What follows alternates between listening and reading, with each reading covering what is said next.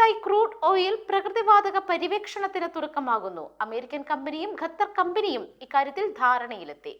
എത്രത്തോളം crude oil സിറിയയുടെ തീരദേശത്തുണ്ട് എന്നാണ് പരിശോധിക്കുന്നത്. സിറിയയുടെ പെട്രോളിയം കമ്പനിയും പര്യവേക്ഷണത്തിൽ ഭാഗമാകും.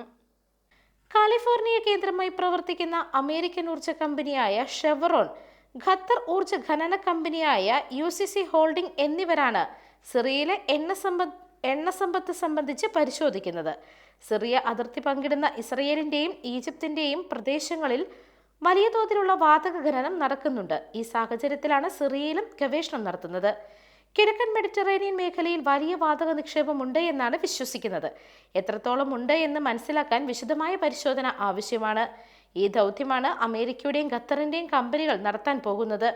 ഇസ്രയേലിൽ നിലവിൽ വാതക ഖനനം അമേരിക്കൻ കമ്പനിയായ ഷെവ്രോൺ ആണ് നടത്തുന്നത്.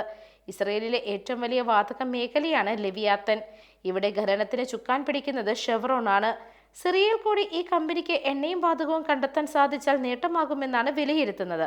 അതേസമയം റഷ്യ മുമ്പ് അവസാനിപ്പിച്ച പര്യവേഷണമാണ് ഖത്തറും അമേരിക്കയും നടത്താൻ പോകുന്നത് എന്നതും എടുത്തു പറയണം.